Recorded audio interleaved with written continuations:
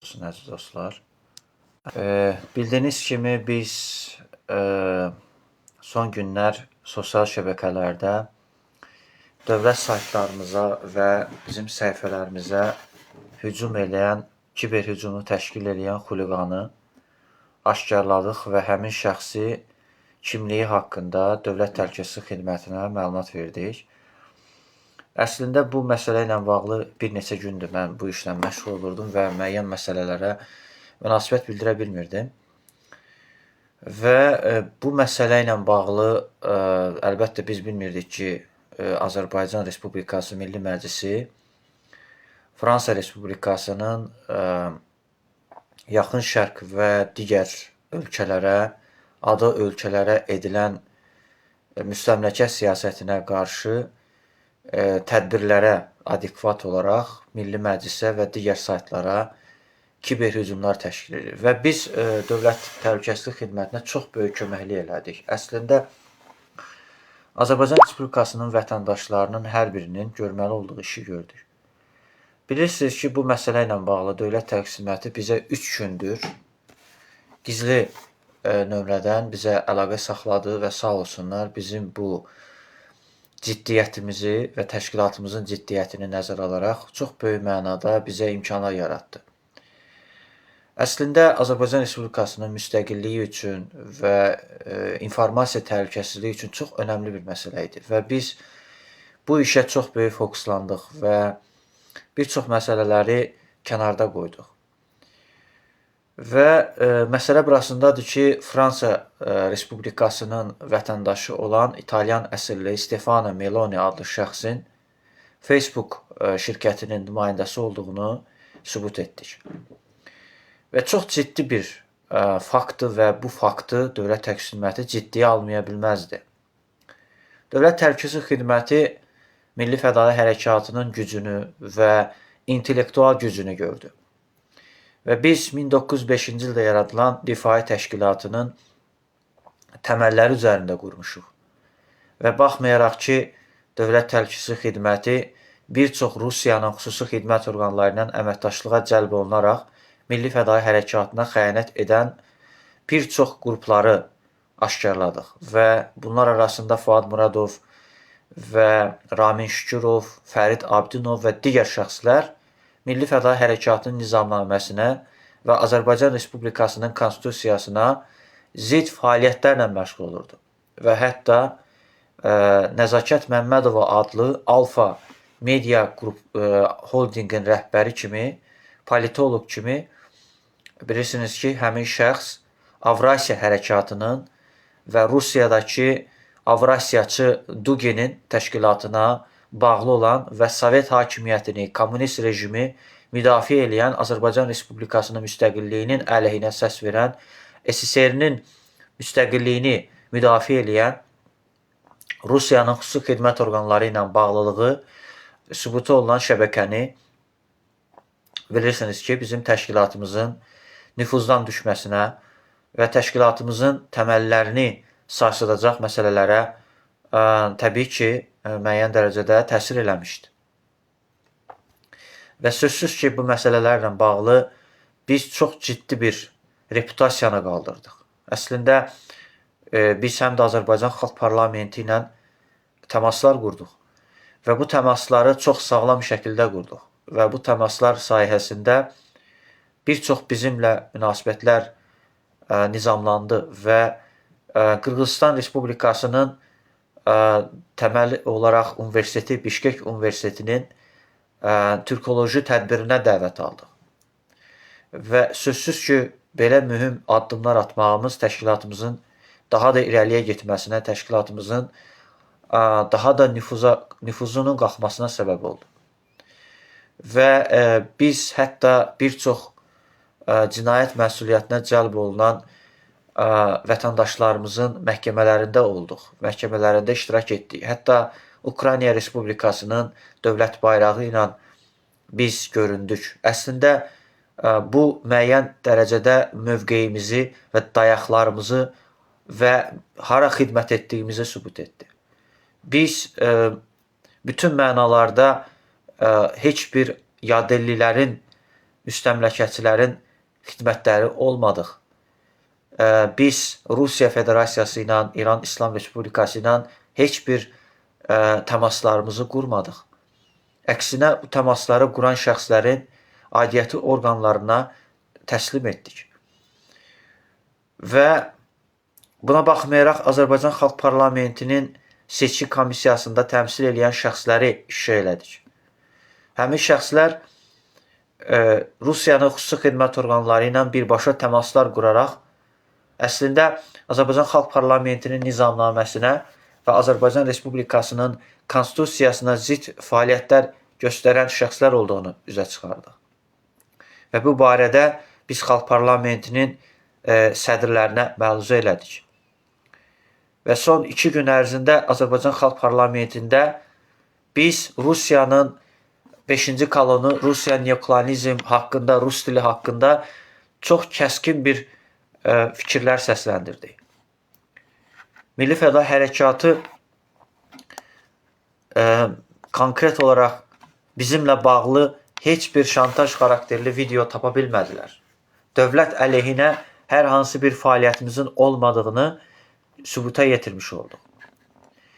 Biz Azərbaycan Xalq Cümhuriyyəti ilə Türkiyə Cümhuriyyətinin qurulması arasındakı demokratiya fərqini Azərbaycan Xalq Parlamentində izah elədik.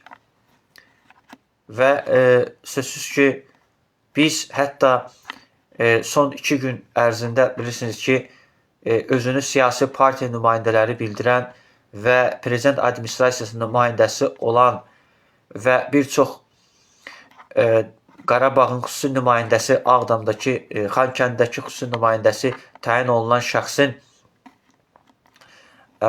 konkret olaraq Qarabağa səfəri ilə bağlı bir çox nöqsanları biz aşkarladıq.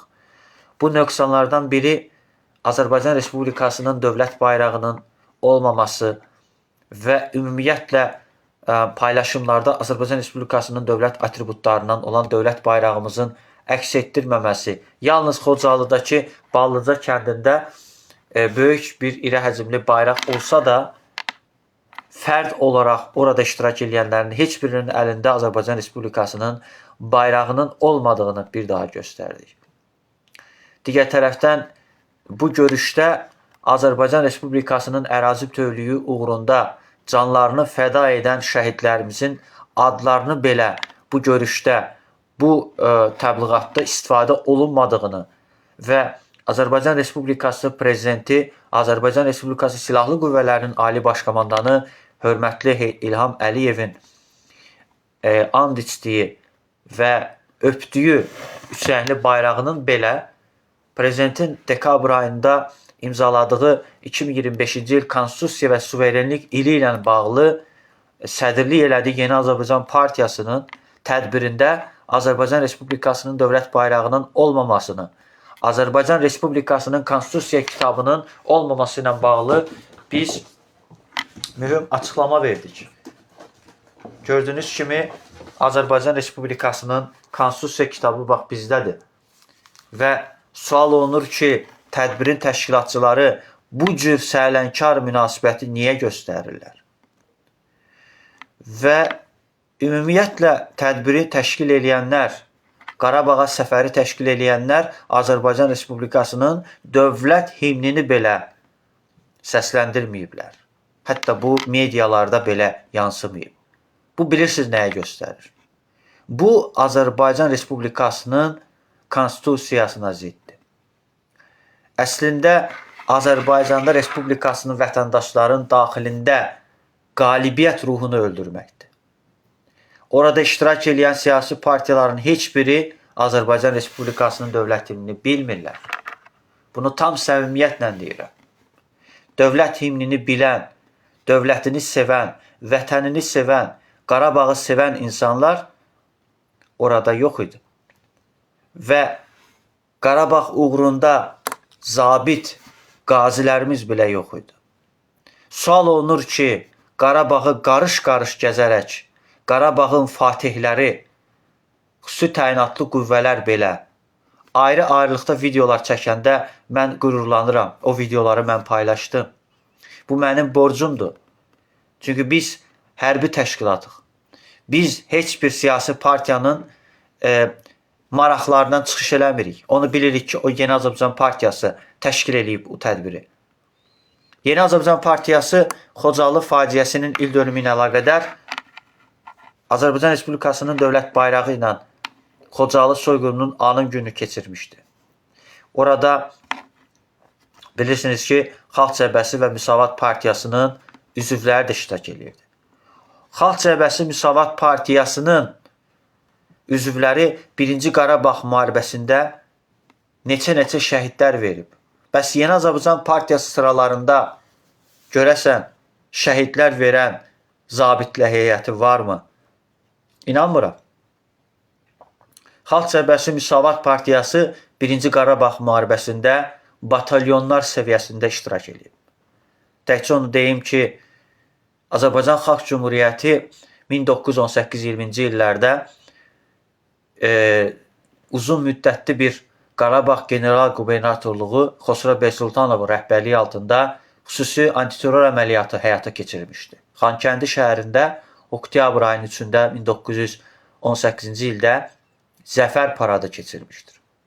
Bakının qurtuluşu günündə şəhərə girən Qafqaz İslam Ordusu İstiqlaliyyət küçəsində Zəfər paradı keçirmişdir. Lakin bugün orada iştirak edən insanlar o ruhun daşıyıcıları deyirlər. Ne yazıq ki, bugün hətta prezident administrasiyasını araşdırsaq, orada bir nəfər də olsun şəhid ailələri yoxdur. Və ne yazıq ki, onlar ölkəmizin, silahlı qüvvələrimizin ali başkomandanına və ordumuza ən böyük hörmətsizlik edirlər. Üçrəngli bayrağımızın altında yaşayan, üçrəngli bayrağımızın altında vətəndaşların vergisi ilə maaş alan dövlət məmurları bugün prezidentin göstərişlərinə, prezidentin tapşırıqlarını icra eləmirlər. Və 5 dəfə şəxsən biz təşkilat olaraq səs verib seçmək hüququnu biz vermişik. Əslində İlham Əliyev Azərbaycan Respublikasının vətəndaşı kimi biz onu seçmişik. Bugün o Qarabağa səfər edən insanların heç biri onu seçməyib. Onu seçsəydilər, onu dəstəkləsəydilər, belə hərəkətlərə yol verməzdi. Silahlı qüvvələrin Ali Baş Komandanı İlham Əliyev bütün dövlət tədbirlərində həm Azərbaycan Respublikasının dövlət atributlarına çox böyük hörmətlə yanaşıb. Təkcə onu deyim ki, bəlkə də 5 dəfə prezident seçilərkən and içmə mərasimində konstitusiyaya, bax bu gördüyünüz anayasaya əl basıb və bütün üzərinə düşən öhdəliklərin hamısını yerinə yetirib. Regionların iqtisadi inkişaf proqramını icra edib. Bugün Qarabağ Universitetində təhsil alan insanlar nə ilə məşğul olurlar? Və ümumiyyətlə o insanlar, o gənclər nə vaxta qədər Sovet hakimiyyətinin çörəyini yeyən, Sovet İttifaqının tərbiyəsi ilə böyüyən insanların tərbiyəsi ilə və əxlaqı ilə üz-üzə qalacaqlar. Bugün o insanlar Cumhuriyyətimizin qurucularını belə tanıtdırmırlar. Qarabağda böyük mütəfəkkirimiz Əhməd Ağoğlunun ruhuna uyğun bir təhsil ocağına çevrilibmi? Görəsən orada Əhməd Ağoğlunun heykəli niyə yoxdur? Ağa Məhəmməd Şah Qacarın niyə heykəli yoxdur? Xosrov Beysultanovun niyə heykəli yoxdur? Allahverdi Bağırovun niyə heykəli yoxdur? Və bu şəxsiyyətlər Qarabağ üçün canlarını ortaya qoyublar. Və Nəcəf bəy Vəzirovun, Firidun bəy Köçərlinin, Yusuf bəy Çəməzəminlinin niyə heykəlləri yoxdur? Niyə bu heykəllərin qoyulması gerçəkləşməyib? 5 ilə yaxındır ki, bu ərazilər işğaldan azad olunub. Ən azı Xankəndi şəhərində Xosrov Beysultanovun heykəli qoyulmalıdır. Xankəndi Dağlıq Qarabağ ərazisinin, məsələn, tutaq ki, Qarabağ xanlığının bütün sarayını, bütün hər şeyini bərpa etdilər. Səməd bəy Mehmandarovun qardaşı Mustafa Mərdanovun heykəli və yaxud da hər hansı bir abidəsi bərpa olundu. Cabbar Qaryağdıoğlu'nun ev muzeyi, Bülbülün ev muzeyi, Nərtavanın ev muzeyi, Üzeyir Hacıbəyovun ev muzeyləri bərpa olundu. Bunlar əlbəttə ki, təqdirə layiq addımlardır. Bunu dəstəkləməyə borcluyuq. Ancaq bunun müqabilində Mədəniyyət Nazirliyi, Prezident Administrasiyası Heydər Əliyev Fondu ilə birgə bu işləri görə bilərdilər. Ən azı Heydər Əliyev Fonduna bu məsələlərlə bağlı təkliflər çıxış eləyə bilər. Biz şəxsən Heydər Əliyev Fonduna təklif vermişik. Heydər Əliyev Fondu sağ olsun, hörmətli birinci xanımımız, ölkənin vitse-prezidenti Mehriban Əliyevanın təbii ki, bizim müraciətlərimizi yaxın zamanlarda gerçəkləşdirəcək və Dağlıq Qarabağ ərazisində reallı məktəblərin bərpa olunması və əlbəttə ki, böyük mütəfəkkirlərimizin abidələri hələ də yoxdur. Və orada iştirak edən insanlar ziyalı demək biraz mən çəkinirəm. Onlar ziyalı deyirlər. Onlar acıq verirlər. Onlar qəhrəman əskərlərimizə, qəhrəman zabitlərimizə, qəhrəman qazilərimizə gözdağı vermək istəyirlər.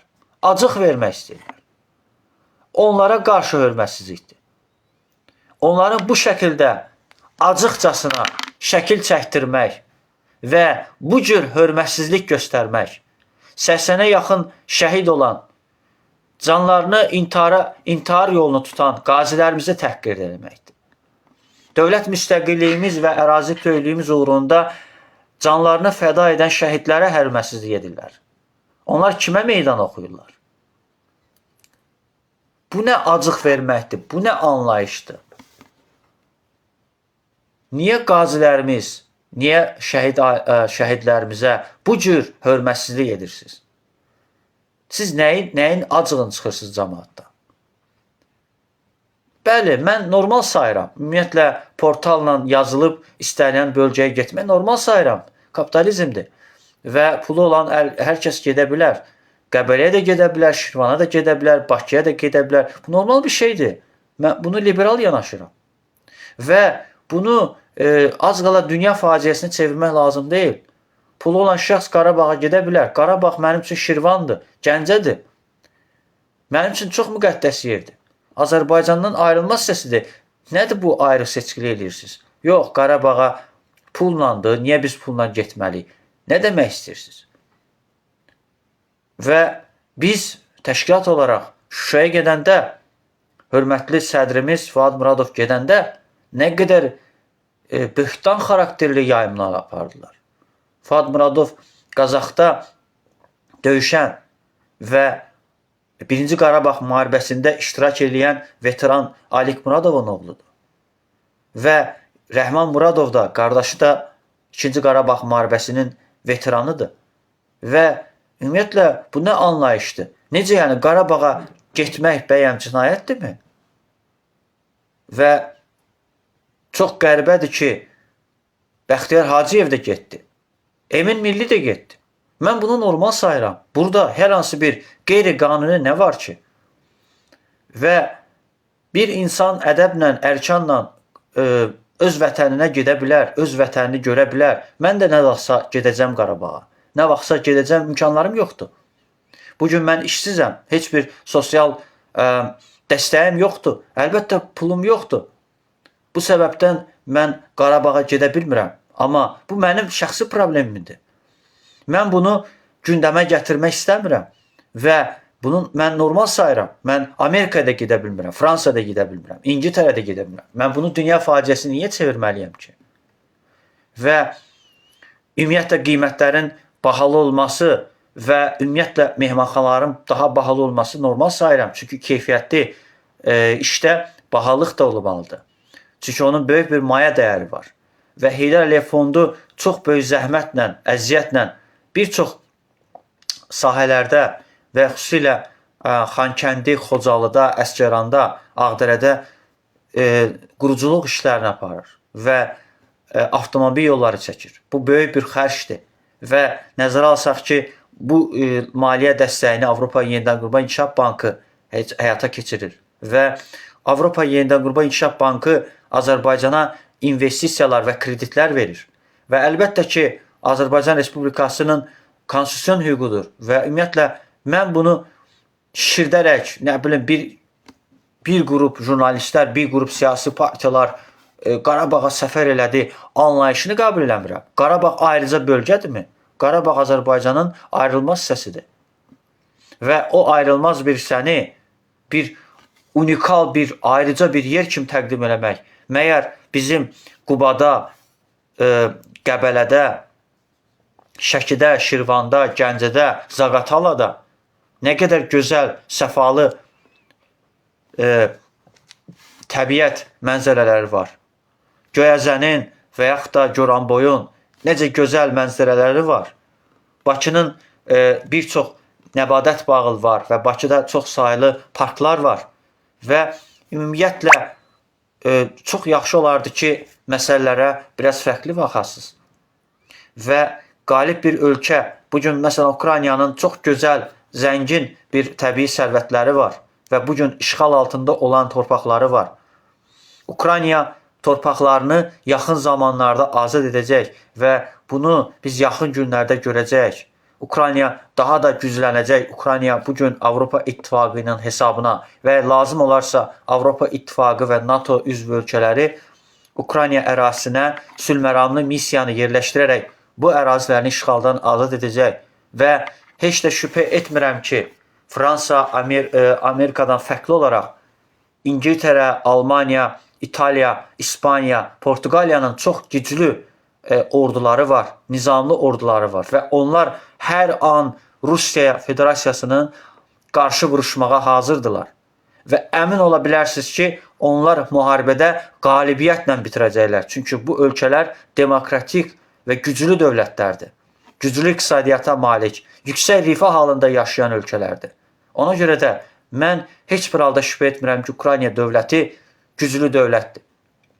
Çünki Ukraynanın gücü məhz onun intellektual resurslarıdır, intellektual potensialıdır və insan kapitalıdır və yüksək təhsillidir və onun yüksək səviyyədə verdiyi təhsildir və yüksək insani keyfiyyətləridir, yüksək humanist keyfiyyətləridir. Və nəyə görə Azərbaycanda Avropa Şurasından çıxarılması haqqında və mandatının ləğv olunması haqqında qərarına insanlar sevinirlər. Bu böyük bir biabırçılıqdır və böyük bir bəladır.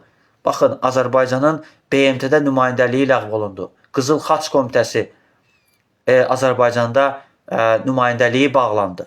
Bu Azərbaycanın uçuruma aparan bir məsələdir. Mən buna sevinmirəm. Əksinə, bilmirəm mövzuda necə danışım. Bu məni çox böyük qəzəbləndirdi və çox böyük mənada sarsıtdı. Azərbaycan Şimali Koreyanın yolu ilə mi gedir? Bu, Azərbaycan dövlətçiliyinə vurulan ən böyük zərbələrdən biridir. Azərbaycan günü-gündən qiymət artımına və yüksək səviyyədə işsizlər ordusuna çevriləcək. Və Azərbaycan üçün təhlükəli bir dövrə gəlib çıxacaq. Mən düşünürəm ki, Azərbaycan dövlətçiliyi üçün təhlükələr yaranacaq. Və əlbəttə ki, bizim kimi vətəndaşlar dövlətçiliyi qorumaq bizim boynumuzun borcudur. Biz dövlətimizi təmənnasız sevirik. Dövlətimizi hansı bir mənfəətə görə, hansı bir maraqlara görə yox, dövlət hər birimizindir. Bu dövlətin uğrunda şəhidlər vermişik və şəhidlər verdiyimizə görə bu dövlət müqəddəsdir. Bu dövlətin anayasasına da, onun təməl qanunlarına da insanlar əməl etməlidir. Mənim dövlətdən narazılığımın olmamasının bir çox səbəbləri var. Ola bilsin ki, ailəmə edilən yüksək qayğı, ailəmə edilən yüksək hörmət, ailəmə qarşı edilən sayğılar, ailəmə qarşı edilən yüksək mükafatlandırılma və onların peşə fəaliyyətində verilən dəyərlər əlbəttə ki, çox önəmlidir. Və onların intellektual fəaliyyətinə, intellektual səviyyəsinə verilən dəyərin əlbəttə ki, qiyməti təbii ki, məbləğsizdir. Amma istənilən halda elə ailələr var ki, dövlət məmurundan ailələridir, amma onlar çox xuliqancasına və dövlətçiliyə yaraşmayan hərəkətlərə yol verirlər. Ona görə də, əziz izləyicilər, əziz dostlar, mən hesab edirəm ki, bu xoşa gəlməyən əməli törədən insanlara sadəcə yazığım gəlir. Və ümumiyyətlə Qarabağa səfər edən insanların bu cür lovğalıqla, bu cür mən ümumiyyətlə bunu çox böyük hörmətsizlik sayıram. Və o müqəddəs torpaqları, qanla alınan torpaqları bu şəkildə, bu cür həyasızcasına davranmaq və bu cür acıq vermək kimə lazımdır? Kimə xeyir verir bu? Və Xarı Bülbül festivalında, Vaqif Poeziya günlərində biz çox dəyərli ziyalıları, çox dəyərli insanları görsək də, həmin festivallarda qazilərimizi, şəhid ailələrini də görməliyik. Və mən düşünürəm ki, tədbirləri həyata keçirən insanlar ən azından Azərbaycan Respublikasının dövlət himnini səslənməlidir. Bu vacib bir şərtdir. Bu bizim dünyada Qarabağın bizə məxsus olduğunu, Azərbaycan dövlətinin nəzarətində olduğunu sübut etmək üçün ən önəmli faktorlardan biridir. Xarı Bülbül festivalında biz Azərbaycan Respublikasının dövlət bayrağını görməmişik. Və yaxud da Vaqif Poeziya günlərində biz bunun dövlət bayrağını görməmişik. Bu tədbirləri həyata keçirən Mədəniyyət Nazirliyidir. Mədəniyyət Nazirliyi mütləq şəkildə bu məsələyə ciddi nəzarət eləməlidir. Mədəniyyət Nazirliyi təklif eləməlidir və Heydər Əliyev Fonduna məktub göndərməlidir ki, biz belə bir təşəbbüs göstərmək istəyirik. Mədəniyyət Nazirliyi hər hansı bir başlı başına bir qurum olmalı deyil. Heydər Əliyev Fondu tutaq ki, Ukraynaya humanitar yardım eləyir. Muğam festivalları keçirir, aşıq festivalları keçirir. Heydər Əliyev Fondunun işi əlbəttə ki, xeyriyyə məqsədləri ilə və humanitar məqsədlərlə ehtiyacı olan ailələrə yardım eləməkdir. Şəhid ailələrinə yardım eləməkdir və əlillərə yardım eləməkdir. Və Heydər Əliyev Fondu bir növ maliyyə investordur və investorun vəzifəsi əlbəttə ki, şəffaflığı qorumaq, maliyyə hesabatlığını hazırlamaq və s. Və sual verirəm ki, Maliyyə Nazirliyi niyə məsələlərə şəffaflıqla yanaşmır? Və hesab edirəm ki, Heydər Fondu alternativ bir şəffaf və heç bir insarçılığa əsas yaratmayan, müstəqil və liberal dəyərlərə, liberal prinsiplərə söykənən bir qurumdur. Və dünyanın istənilən demokratik ölkələrində Heydər Əliyev Fondu şəffaf məqsədlərlə, xeyriyyə məqsədləri ilə və ümumbəşəri dəyərlərlə fəaliyyət göstərir. Bir növ mən düşünərdim ki, Şirvanşahlar dövlətinin ənənələrini və onun aristokratik məqsədlərini icra edən bir fonddur. Mən ona görə Heydər Fondu haqqında çox yüksək fikirdəyəm. Hətta Heydər Fondu bizi tarixi filmimiz olan Hacı Zeynəddin Tağıyev haqqında çox dəyərli seriala dəvət etmişdi. Bakı Media Center onun, təbii ki, Heydər Fondunun yaratmış olduğu çox mötəbər bir, təbii ki, film kampaniyasıdır, film şirkətidir. Bilirsiniz ki, Nobel Qardaşları filminin, Alino filminin, Son İclas filminin, Əbədi Ezamiyyət filminin və Azərbaycan Atabəylər Dövləti filminin ərsəyə gəlməsində müstəsna xidmətləri olan bir qurumdur. Lakin Mədəniyyət Nazirliyinə o qədər adamlar gəlib ki, Polad Bülbüloğlu başda olmaqla və yaxud da xeyli sayda Anar Bayramov və s. Yəni, Mədəniyyət Nazirliyi öz kadrlarını o qədər dəyişdirib ki, və ümumiyyətlə bugün Yazıçılar Birliyində də həmin vəziyyət müşahidə olunur. Yazıçılar Birliyi bugün tutaq ki, müstəqil yazarları, müstəqil yazıçıların toplayaraq onlara maliyyə dəstəyi vermək, onlara kreditlər vermək imkanlarına məhduddur. Və bugün istedadlı yazarçıların Akşin Yeniseyin, Orxan Bahadursoyun, deyək ki, Şəhriyar Digrani zaten Yazıçılar Birliyinin üzvüdür. Onsuz da maliyyə dəstəyi verilir, kreditlər verilir.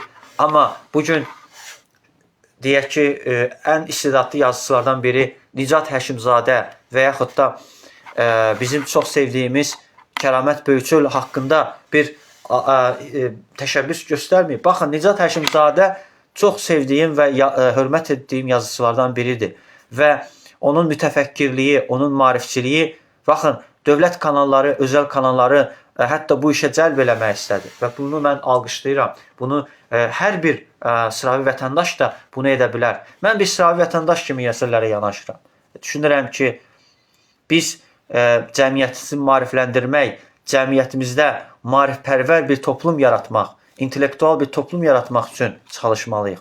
Milli Fədaii Hərəkatının əsas məqsədlərindən biri cəmiyyətdə intellektual potensialı, intellektual fikirləri cəmiyyətdə təqdim eləmək, demokratiya düşüncəsini insanlarda yaratmaq gərəkir. Bugün televiziya kanallarımızda baxın, prezidentin sərəncamı ilə elan edilən konstitusiya və suverenlik ilində nə baş verdi? İki mühüm uğurlu hadisə baş verdi. Özünə xalq arzusu deyən Ağdadaş Ağayev xuliqan hərəkətinə görə Medeya Hospitalının mühafizəsinə fiziki xəsarət yetirdiyinə görə 2 illik azadlıqdan məhrum edildi.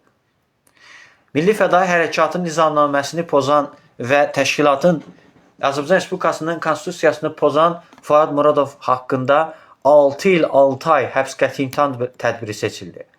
Bundan əlavə Dağlıq Qarabağ ərazisində qanunsuz hərbi birləşmələr yaradan Rusiyanın Qarabağdakı işğalçı siyasətinə xidmət edən bir çox separatçılara hökm kəsildi. Digər tərəfdən bilirsiniz ki, bundan alternativ olaraq jurnalistlərə, qeyri-hökumət təşkilatlarına və yaxud da bir çox siyasi partiyalar nümayəndələrinə qaçaqmalçılıq, vergidən yayınma maddələri ilə əslində Rusiyanın xüsusi xidmət orqanlarının tapşırığı ilə o adamlar haqqında barələrində həbs qəti imtahan tədbiri seçildi.